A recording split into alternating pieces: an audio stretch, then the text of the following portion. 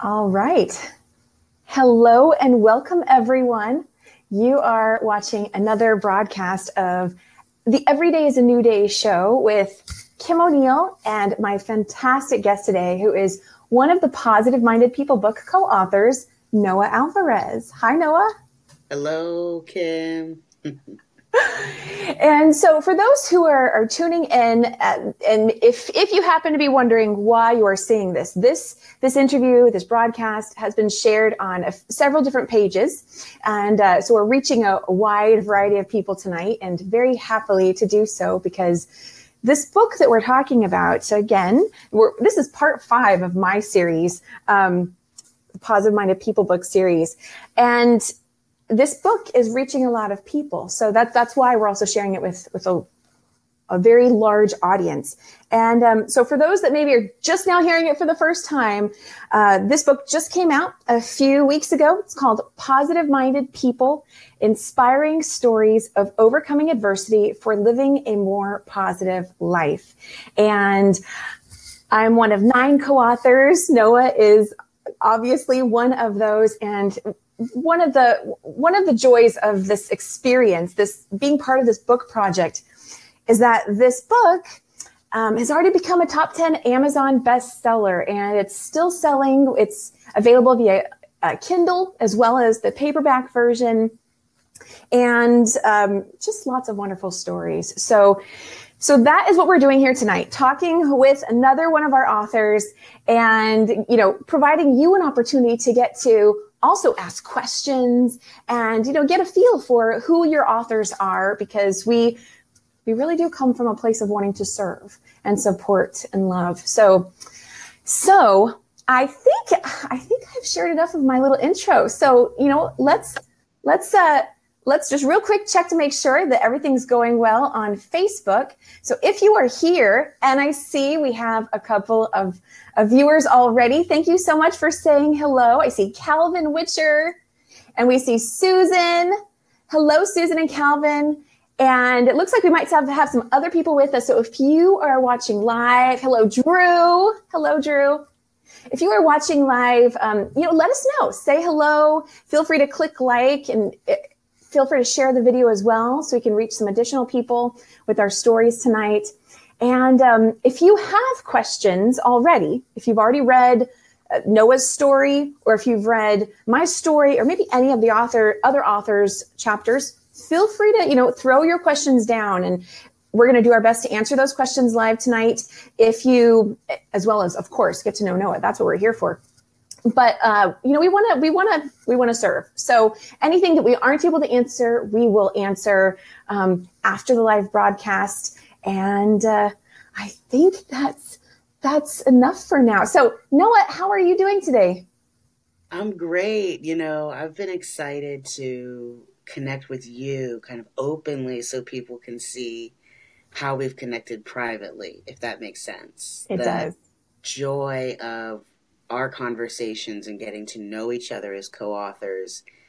I'm excited to see what we cook up tonight, and just inviting other people into this space. So I'm happy to be here.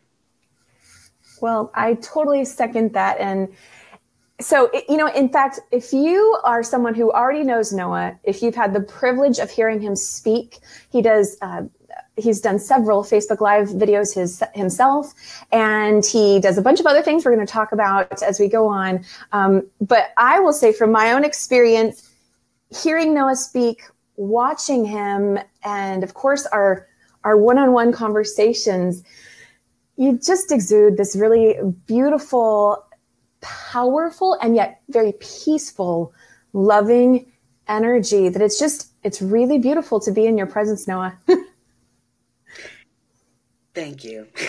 I don't know what else. Thank you. I know.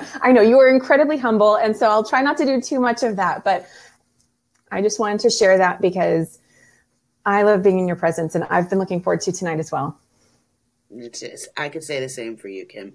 Your energy brightens the space that people are in. And so, it's really about all of us that have been a part of the book. I can honestly say that when we all came together in LA and launching the book, and just how we've been connected in putting the book together, the different pieces, to be able to be involved and, for even with Witcher Publishing and with the Positive Minded People group, with Benny, just to be able to be involved and to be included and for them to care about our opinions and wanting us to genuinely be connected in this process.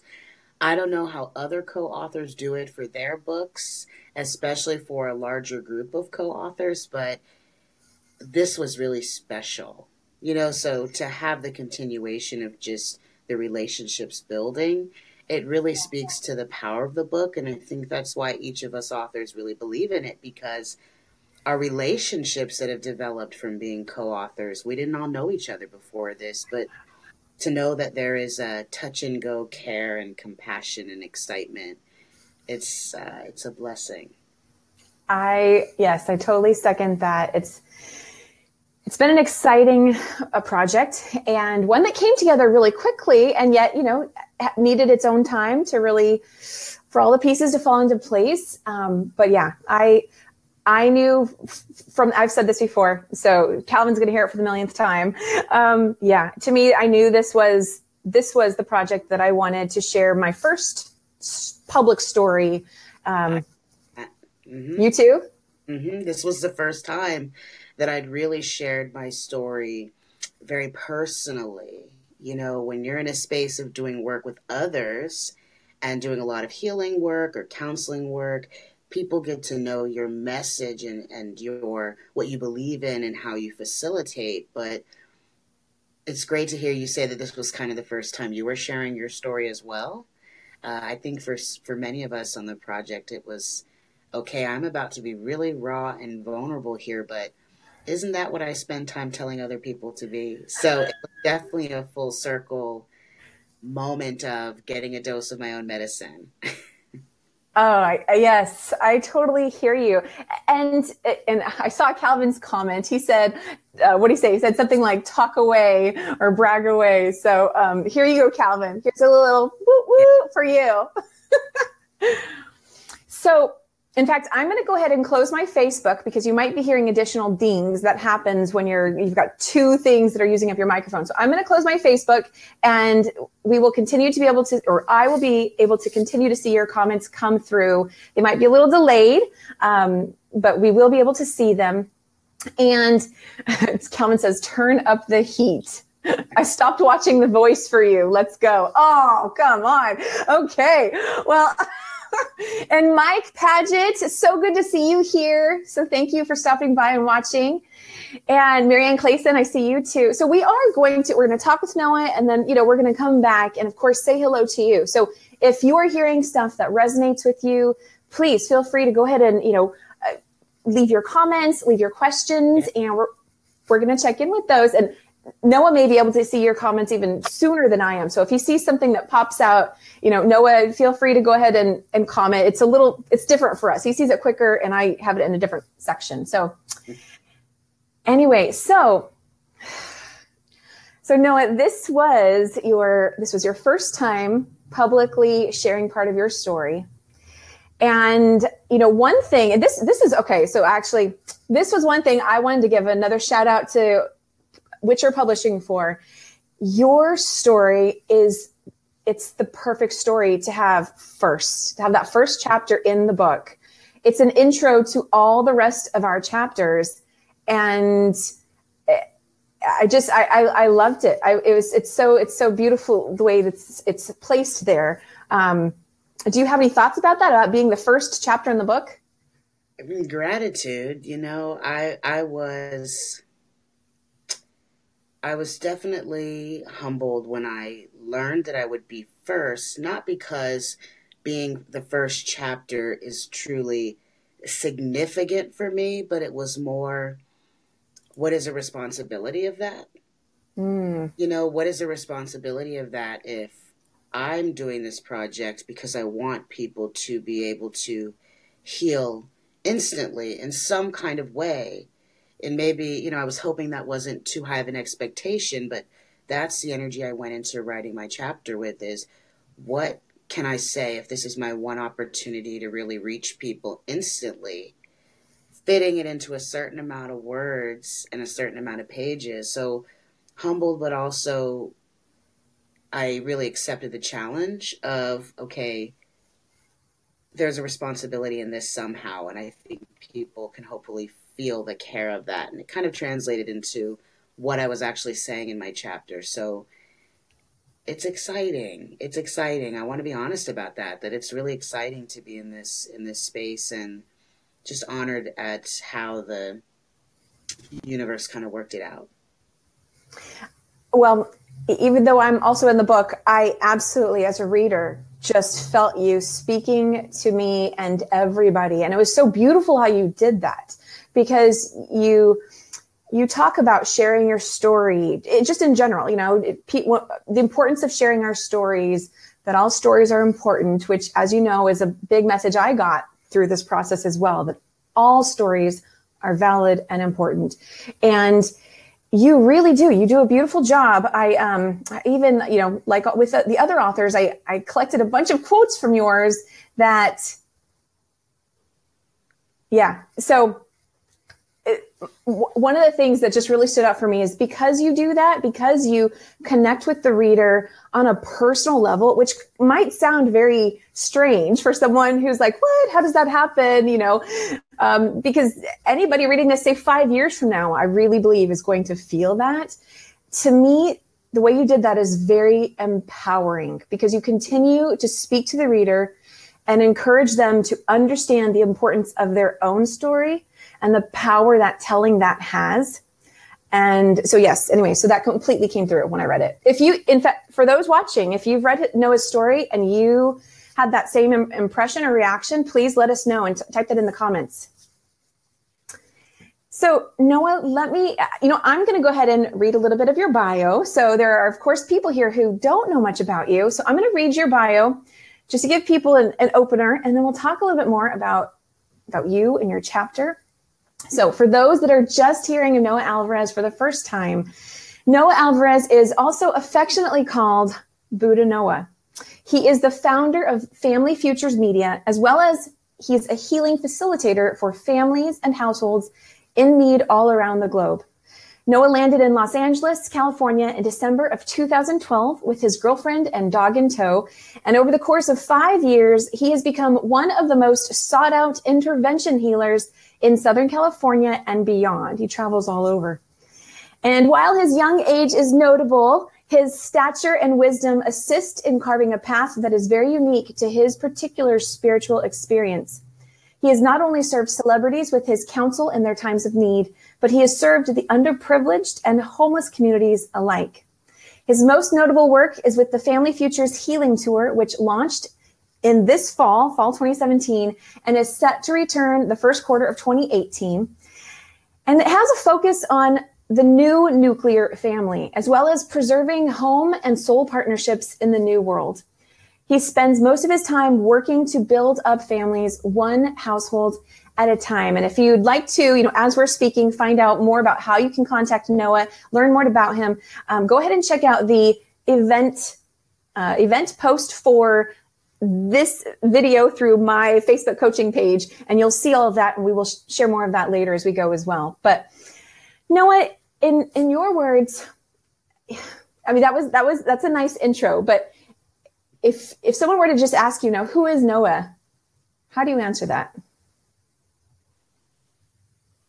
I like to say, I guess it's a habit of mine that I've been saying, I'm a mirror, I'm a shadow, I'm a glimmer. And it's just something that's really stuck to my heart. When I heard it, I don't even remember where I heard it from, but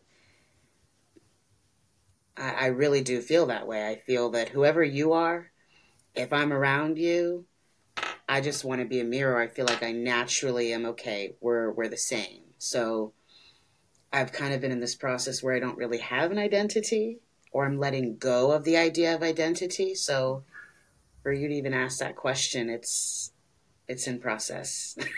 You know what? I think that's actually very fitting for you and your story and what you share in the story. So it sounds actually like a beautiful letting go and freedom.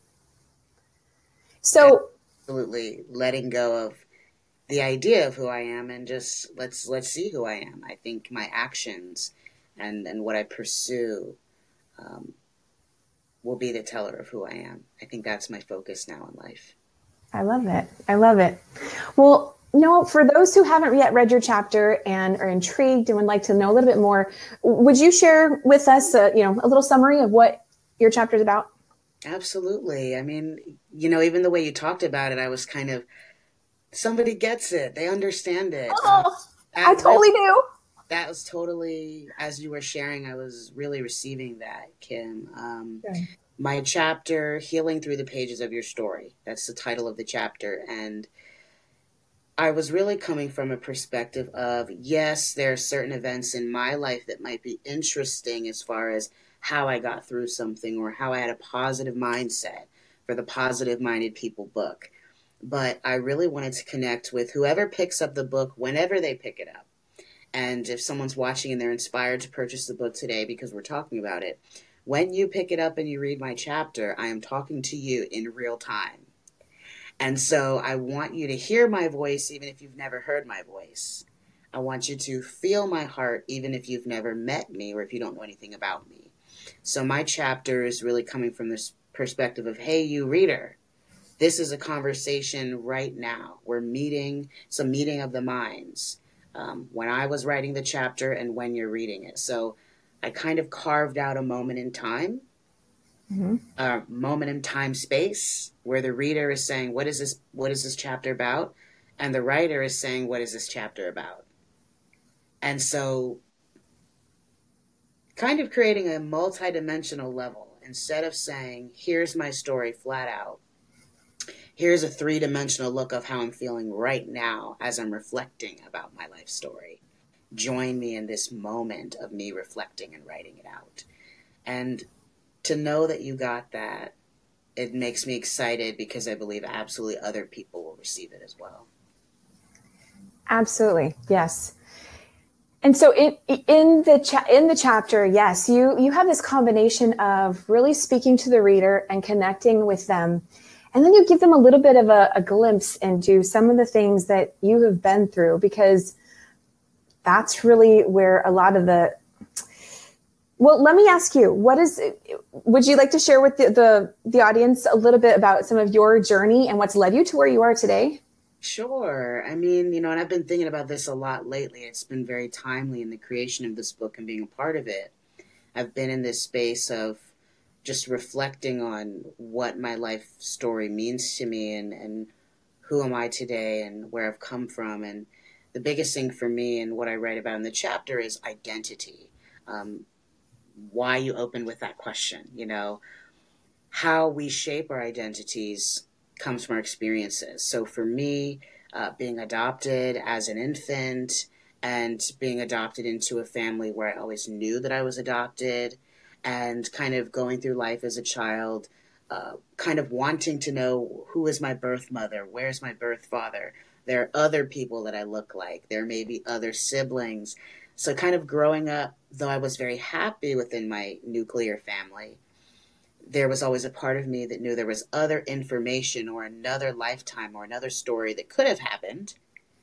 So I feel like I spent a lot of my youth and a lot of my adolescence almost fantasizing or being stuck in a place of unknown or stuck in a dreamscape of what if, rather than living my actual life fully. So I spent a lot of my young life very depressed, very anxious, very hidden behind trying to be the perfect child or be a successful child or be a talented child. And that's kind of where I share in the book just how I allowed myself to go through that process of letting go of the need to be anyone's child, letting go of the need to be anybody's sibling, kind of ran away from family and isolated myself for a while. And when I let go of the need to be anybody's anything, that's when I started to become organically who I am. So that is kind of the short version of the long version of my story. I notice that it sounds a lot like, and I hadn't really thought about this until just now, but how our identity well, I have, but I haven't. So anyway, so how our identity is another form of placing labels on ourselves. And it really sounds like you've gone so deep with removing those labels, you know, being outside that box, living outside the box, that you've attained a certain level of calm and freedom and peace. And I'm saying that because that's what I pick up from you too every time I speak with you. So do you feel like you live in a state of like everyday peace? I really do. And it's a lot of the message that I share openly. You know, you mentioned doing Facebook Lives and just really sharing. And I do a lot of what people call teaching from that place. For me, I went through a lot of early adolescent chaos. In my chapter, I write about spending 3 months in Northern Virginia Mental Hospital. That is the story of my life. And that experience really helped open my eyes to how other people are labeled and identified through mental illness, through just emotional breakdowns, through divorce, through abandonment issues, whatever, self-harm. I got to see the ugly side of life really early. And so through that, for me, learning how to be the eye of the storm and learning how to be a witness within the happenings of life. Okay. You know, that's really stuck with me. That is a coping mechanism in and of itself, but it's proven itself to be the healthiest, most expansive coping mechanism, if you will. Okay, I want to say something. Before I say something, I'm wondering, Noah, is it possible for you to move your camera a little bit down? There we go. There we go. Yes. Okay, awesome. I just want to make sure everyone can see you, and I'm going to put your name bar maybe just a little bit more. There we go. Oh, beautiful, beautiful. Okay. So, Noah, so what you just shared, you spent 3 months in a mental institution. That's pretty big news. You know, first, maybe someone who's just hearing about you for the first time, and, you know, whether they've had their own experience with that or maybe not at all. And then to see that you wrote a chapter in a book called Positive Minded People. To me, that is, and I may have said this in other videos, but it's just so, rings so true. That is the epitome of what positivity is about. Is this is what we're dealing with, and I'm going to choose something different. Would you talk about that? What's your perspective on that? Yeah. I mean, you know, when I first learned about the book and the title, Positive Minded People, for me, how I identified it and what I instantly went to in my mind and heart was, number one, the way that I moved through different situations in my life, from abandonment issues of being adopted, from identity issues of not knowing what family really looked like, do I belong, how do I belong, and then getting to a place of dealing with depression and anxiety and self-harm as a older adolescent, 18, 19 years old, being hospitalized for several months. It was in the hospital that I developed some of the deepest awareness and some of the deepest clarity about people, about life, about moving through situations. So it wasn't a time where I felt that I was in this cloud of darkness that I began to see life as such a beautiful experience, a violently beautiful experience. There's a duality there to appreciate. For me, positivity is not about being happy all the time. Positivity is a mindset or something that clicks on as a tool to utilize. I always say that, you know, happiness, joy, peace is not about being perfectly happy, but there is a process that can be perfected so that you can live in that space of peace, so that you can live in that space of positivity. So for me, positivity was a tool to get through challenges in life, and I respect it as that, and I value it as that, and I sharpen that tool as often as I can, to use it as often as I can. So there will be very rare breaks in my mindset and in my mentality and my feelings that positivity isn't there. There are very rare times that that tool is not ever present beside me and within me. So that's how I encourage people to look at it. use it. Be aware that it's by your side. Be aware that it's sharpened and ready to go, and know how you sharpen your positivity. Oh, I love that. That's a fantastic explanation. Mary Ann Clayson, she has a question, and I think you sort of already answered it, but let's see if you have anything else to add to this. Mary Ann Clayson says, and I'll put it up, how do you cope in storms, Noah? Do you have anything else to add to that, to positivity?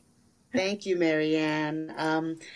For me, how I cope, because, I go through things. I've been telling the story. I was bit by my neighbor's German Shepherd really badly a few months ago, and I incurred a bad leg injury, and had to go into a settlement for that. So things still happen even if you're someone that's in a space of peace. Things still happen even when you're in the eye of the storm. Some shrapnel can get in there and get you. But at the end of the day, I have an everyday practice of gratitude, and I have an everyday practice of, like I say in the chapter, being a witness to my life. And I always like to tell people, play chess. Learn how to play chess with your life. Understand that you're co-creating with the storm. You are a witness. If you're the eye of the storm and you're looking at the storm, then you're gaining information. You're a witness that can gain strategy. You can understand the spin, the force. You can start to become more aware the more you actually choose to look at what you're dealing with. So how do I sharpen positivity? I face the thing that is causing fear, causing anxiety, causing stress every day. Whatever the thing is that comes up during the day that's trying to break my spirit, I want to deal with it then. There's nothing more important in my life now than dealing with what's trying to harm me now. So we can't avoid it. I think the longer we avoid it, the easier and easier and easier it is to forget through that cloudiness of what's going on. I have a tool to use, and it's called, I have something to fight with. I have weapons of mass destruction, and we can't forget that. So it should be a daily practice. If your wellness and your joy and your consistency of wanting to be here on this planet is important to you, then every day you should be sharpening that tool that you go out into the world and use. Absolutely. Gratitude is actually, I know a lot of people talk about gratitude, and I have as well.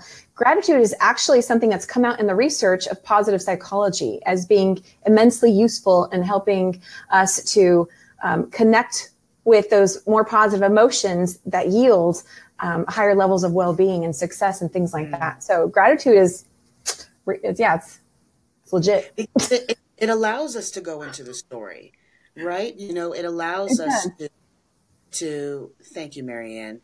It allows us to go to a place when we're saying, I'm grateful for something. We're triggering a memory. And a lot of time, being outside of positivity, being in a negative space, or being in a downtrodden space, or a depressive space, or an anxious space, anything that you would view as a harmful feeling or something that's trying to slow you down or take some of your energy away, it's a memory that's being triggered of a time you were hurt in the past, or a story that you experienced that caused you pain.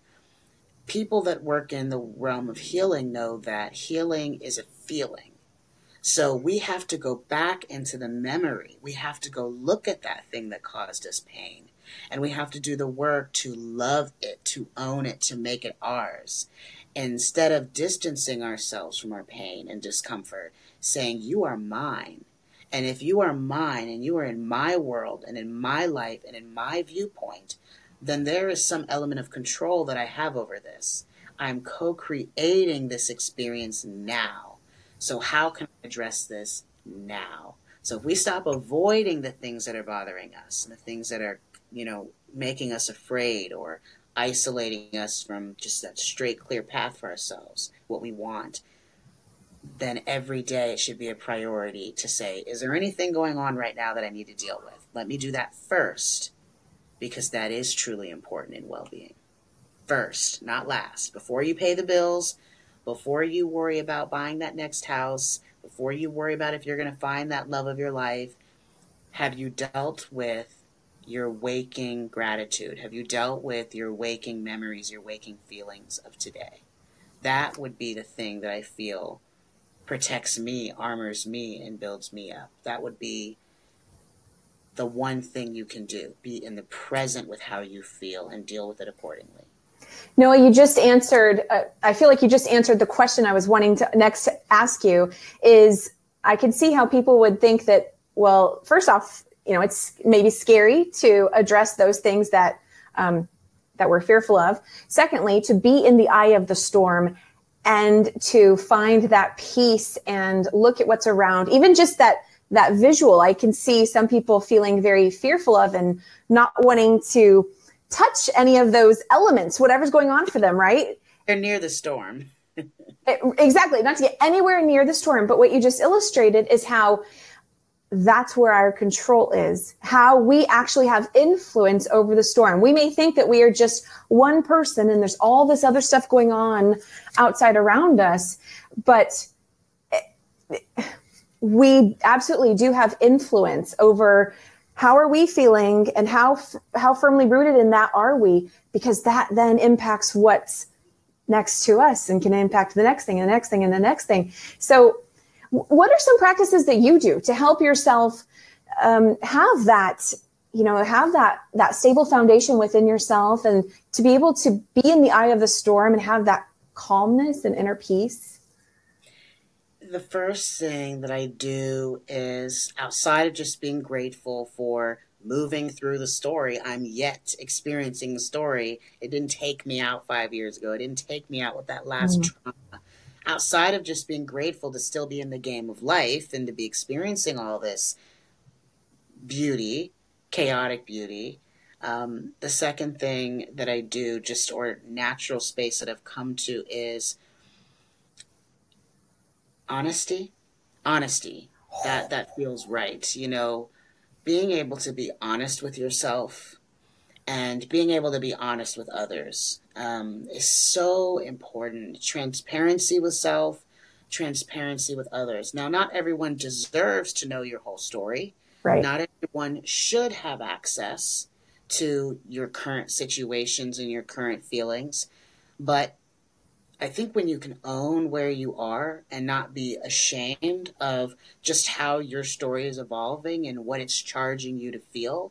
Yes. If you're having a day where you're feeling depressed, or you're feeling lonely, or you're feeling sad, or you're feeling defeated, own that. My story has brought me here. What I'm facing is causing me to feel this way, or I believe it's causing me to feel this way.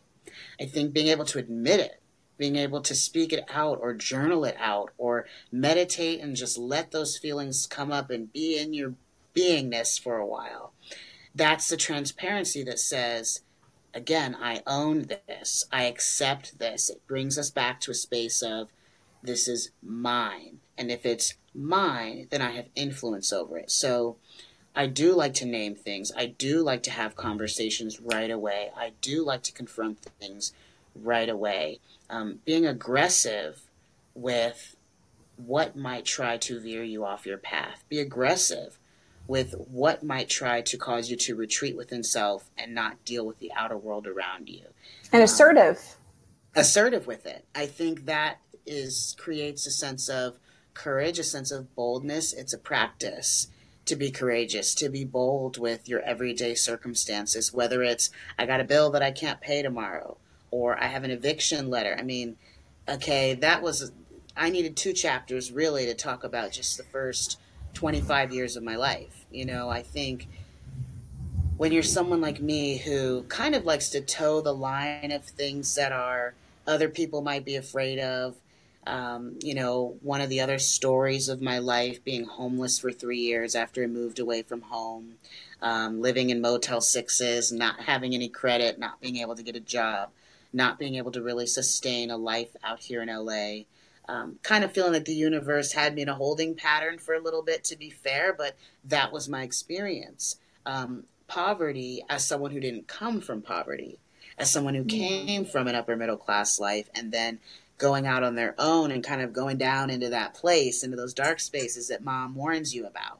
So my experience is, I've seen a lot of things head on, and I wouldn't change that for the world.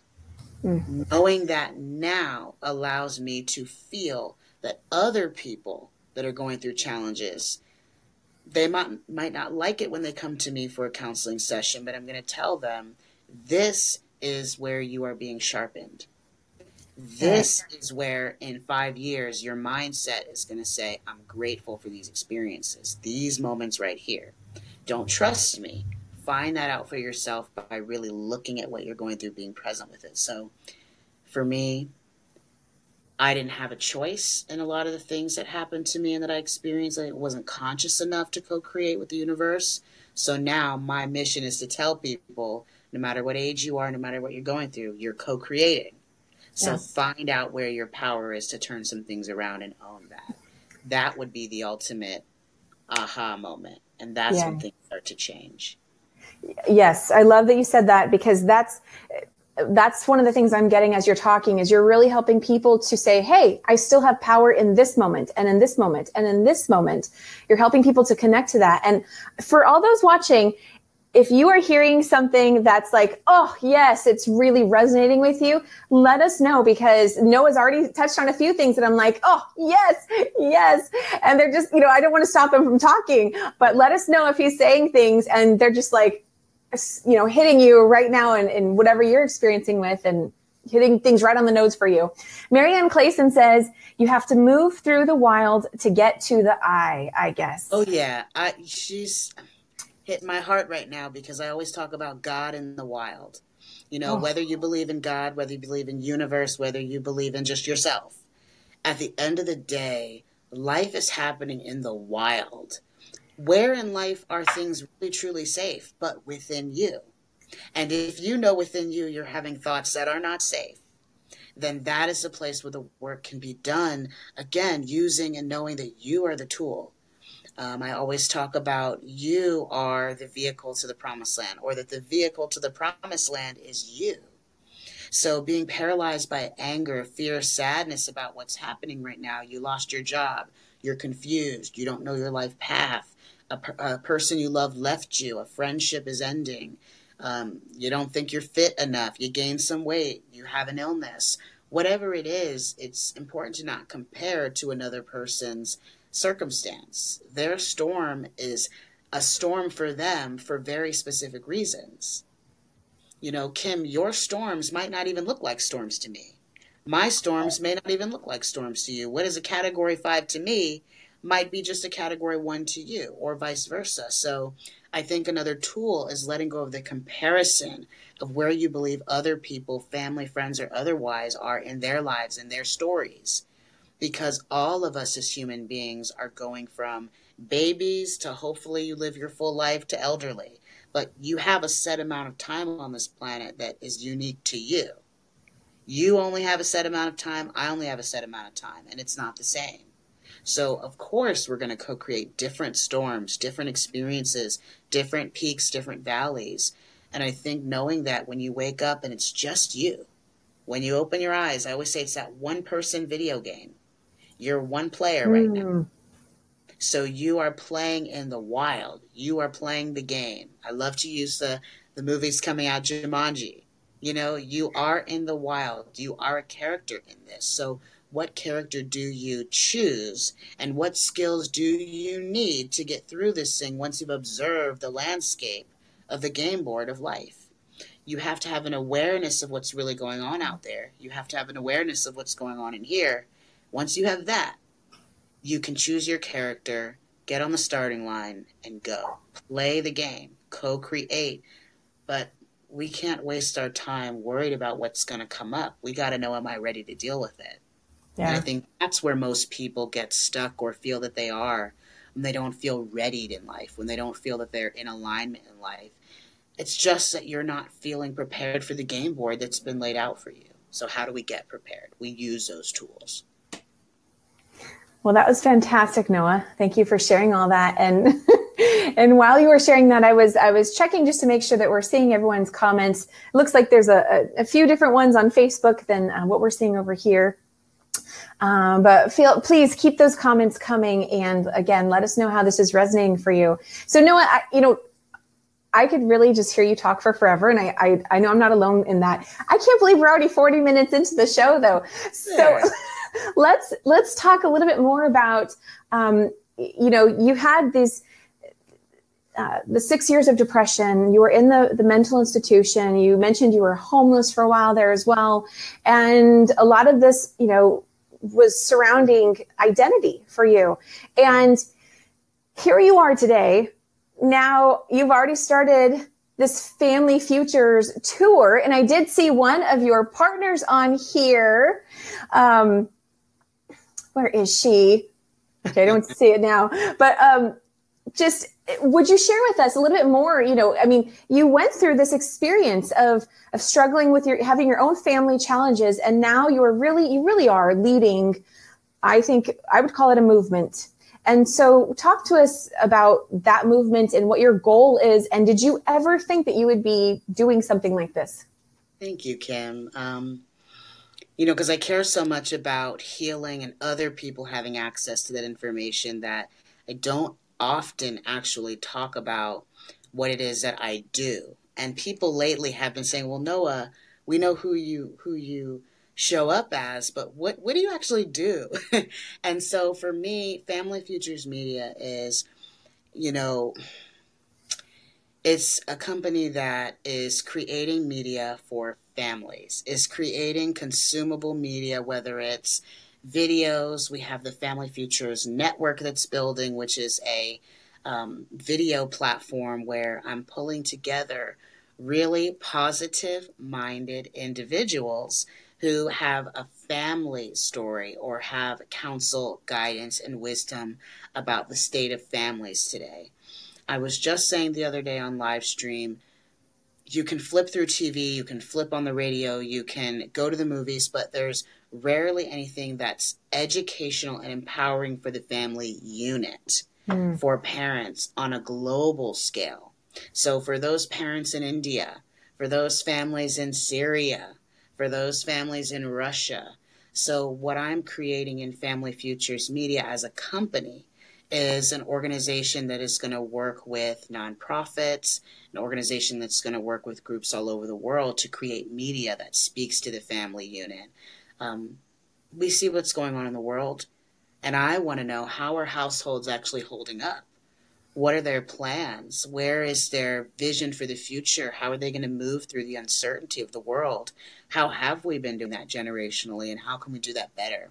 So I'm really in that content. For those watching, do you have an answer to Noah's question? How have you been moving through it, and what's helped you? Feel free to let us know. And I just wanted to throw that out there. So Absolutely. Doing kind of the research, because it is important. I talk to, as a spiritual counselor, what I do on a daily basis is I'm going into people's homes. They're calling me and they're saying, Noah, my husband and I, we've been to counselors. We've been through this for years. We need a fresh perspective. We want someone to come in and be honest with us. So I always say, when I go into a household, I'm cousin Noah. So I'm going to be very honest as a cousin.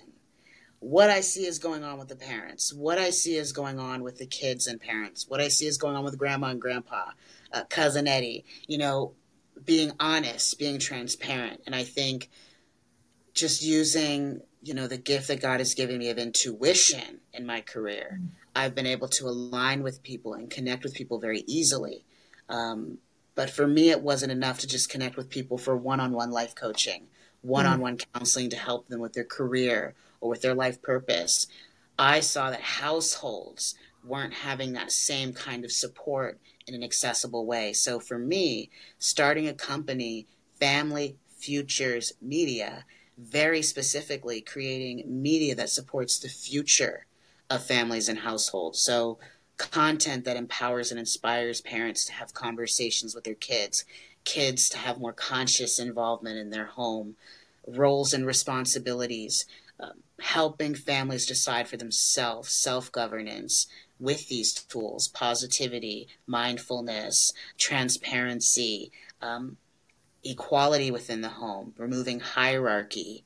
That was a big part of my story, kind of being afraid of being a kid and trying to communicate with my parents my thoughts and feelings, or not being allowed to say certain things that felt very honest. So my mission is to give households a way to level the playing field, work together as a team in their unit, and succeed through the vehicle of their home, rather than having to go out in the world and all of us having to face all these storms on our own, being that one person game. You have a family, you have a home, you have a place to build. Why can't we play this game of life together?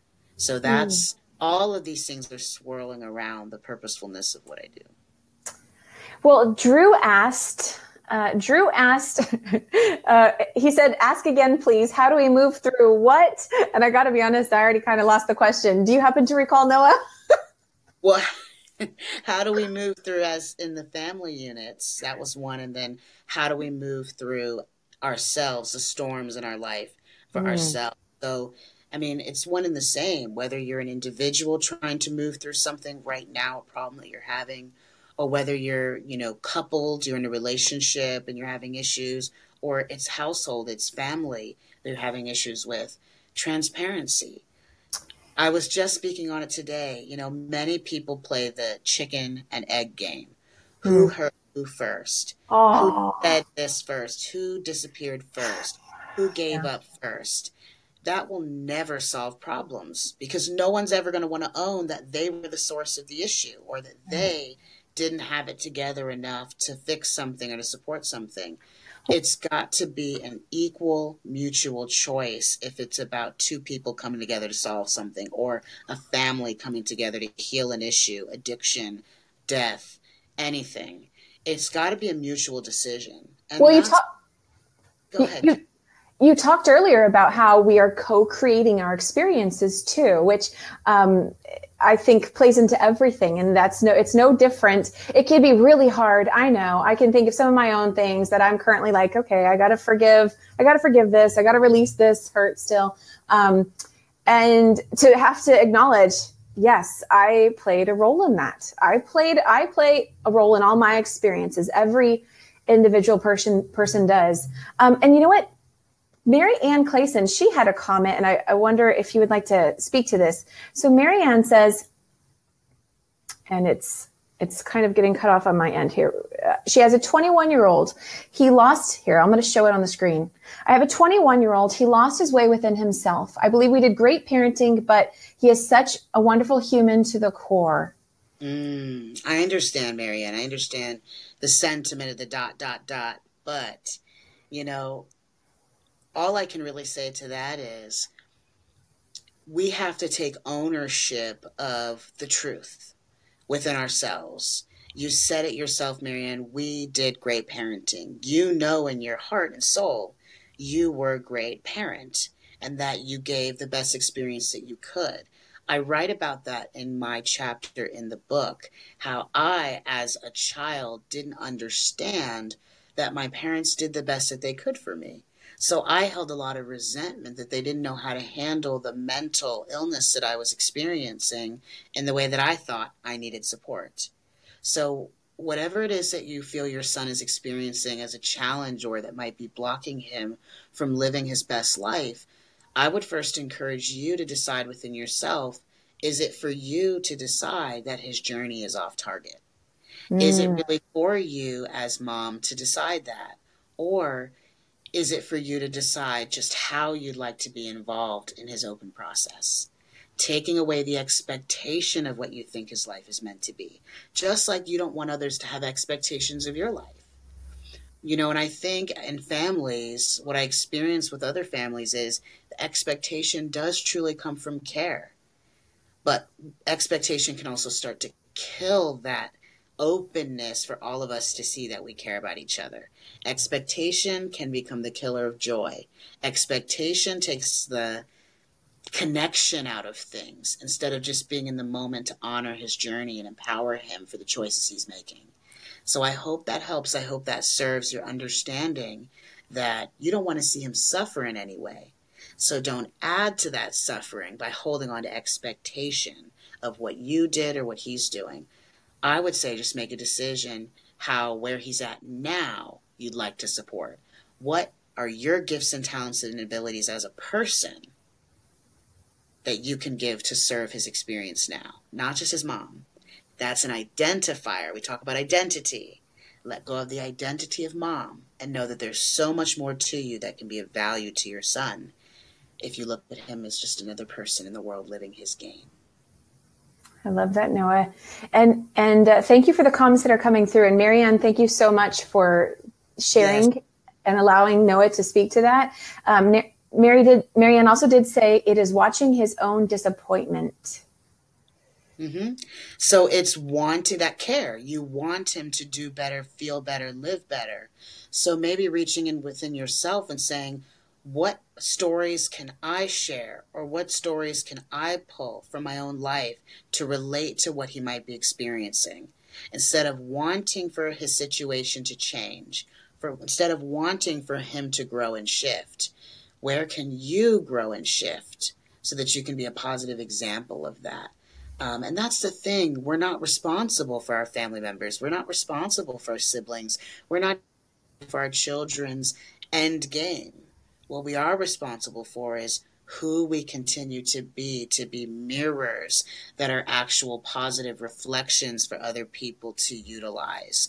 I simply want to be a mirror, a shadow, a glimmer to mom, to dad, to sister, to brother, to wife, to children, whoever it is. I simply want to be a peaceful, positive reflection. So if they're going through pain, my best bet, instead of trying to change them and speaking things to them about, you need to do this, you need to do that, simply be a mirror that they trust enough and enjoy enough to look into. So if you have good advice for your son, if you have good advice for your spouse, sometimes it's not verbal that we need. Sometimes we need a reflection to know how to do it. And I would say that can be the strongest thing that you can do to support somebody else in their journey. People want to know how I do it. Well, I have to keep being this example for anyone to believe it anyway. So I think other people can work on themselves, and that is going to service the people around you more than trying to change them. So one of the things you help families do is find ways to connect through communication. Yes, absolutely. Right. Through their communication. And hello to those who are just now joining us. Charlotte, I see you, and thank you so much for saying hello. And Marianne said thank you. So I'm glad to hear that was useful for her. And Drew would love to touch base with you to talk more about what you do, and about his family and his experiences. So thank you for sharing that, Drew, because I'm sure you two can connect. Yes, we can. We are. I just always want so much more time. I love it. Can I just throw a little temper tantrum? So we are getting down to the end of the hour. And if for those out there watching, if you have enjoyed this, if this has been useful for you, please, just let us know. Yes, this has been useful for you, or a smiley face if you enjoyed it. And Noah, I just, you already know, I thoroughly enjoy talking with you and speaking with you, and just the way you're able to serve audiences. I would love to invite you onto my BBS radio show as well. I know that was the original plan, and things got switched up, but I would like to extend that invitation to you for sometime in 2018 if it works out with your schedule. Absolutely. I've enjoyed this conversation, and, just being able to talk more about families, households. It's such an important time with the book, the Positive Minded People book. I think that's a great gateway for people to take the unique stories and the unique struggles and storms and make a decision that instead of harboring on their own stories, they're going to allow themselves to release them. In the same way that we have been able to release our stories in the book, I just want to encourage others to release their own stories and start writing that new chapter. Now that you have more an awareness of where you've been, it feels like we're all supposed to just start focusing on, okay, what's next in this crazy world and what part do I want to play in it? So I want to talk about more of that, so absolutely. Awesome. You, and Drew, thank you. One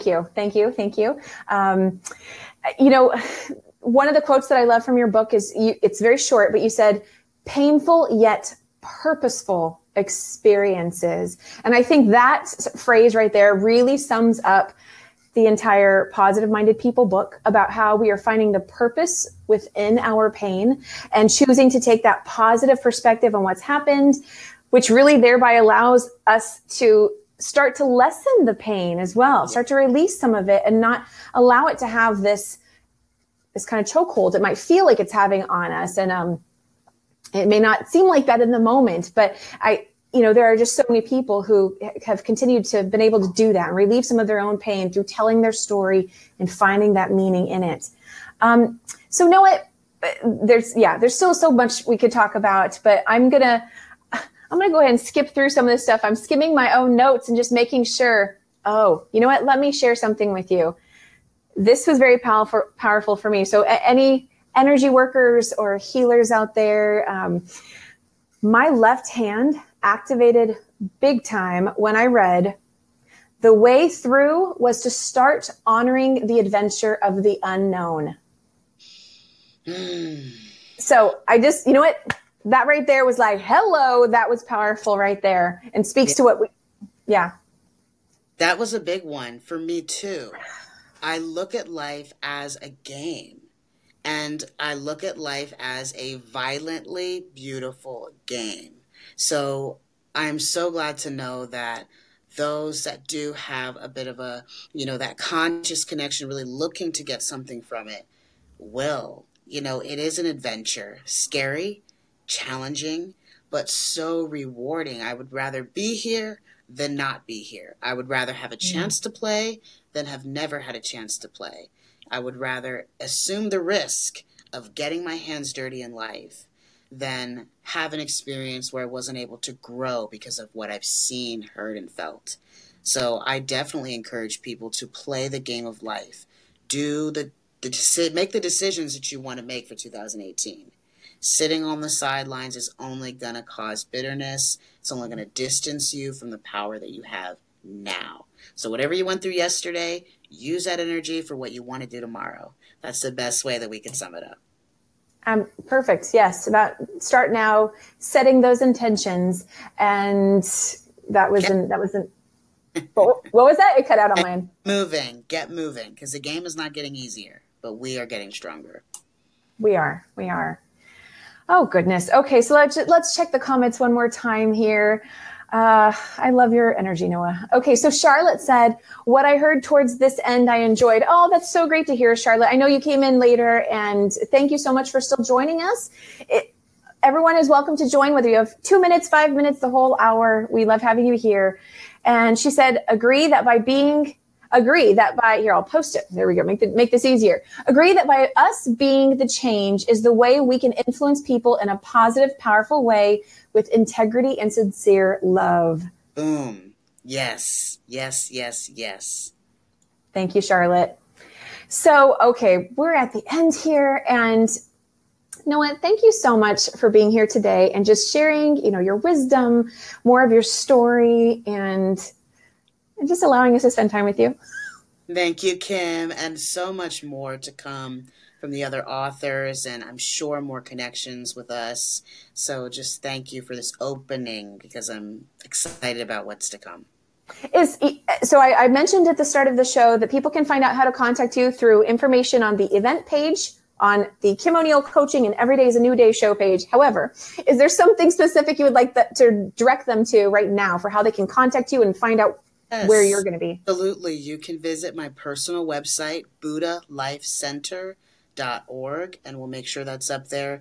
You can also find me on Instagram at Buddha Noah. Send me a message, connect with me. I'd love to connect with whoever wants to connect to me. Awesome. And so thank you to all of you viewers being here as well. Hope that you enjoyed this show. I know I genuinely did, as always. If you would like to if you'd like to see the next shows coming up, we actually have 2 more with our Positive Minded People book authors. The very next one is on Wednesday, December 6th at 7 p.m. Pacific Standard Time, 10 p.m. Eastern Standard Time. And that is going to be with co-author Jeremy Witcher. But that one, I want to make a distinction. That one will actually be on bbsradio.com on the Every Day is a New Day show. So if you'd love to hear from Jeremy, because I do, then you can go there on that day and time and hear more from Jeremy. And then the next and last Facebook Live we have going on with our authors, at least at the moment, right? Because you never know what might change. On Sunday, December 10th at 4 p.m., I'm going to be speaking with Gianna Cicchelli here on Facebook Live again. So we do have 2 more coming up. And Noah, you can contact him at buddhalifecenter.com. I'm sorry, buddhalifecenter.org. And if you'd like to find out, sorry, I know. If you'd like to find out more about me, about Kim O'Neill coaching, the Every Day is a New Day show, and things of that sort, you can go to my Facebook page of the same name or KimO'NeillCoaching.com. And lastly, know that you always, as Noah said, you always have the option to begin right now to write a new story for your life. And that's what this show, Every Day is a New Day, is all about. Remembering and reminding you that every new day is always filled with infinite possibilities. And we have that choice to decide which direction we want to go.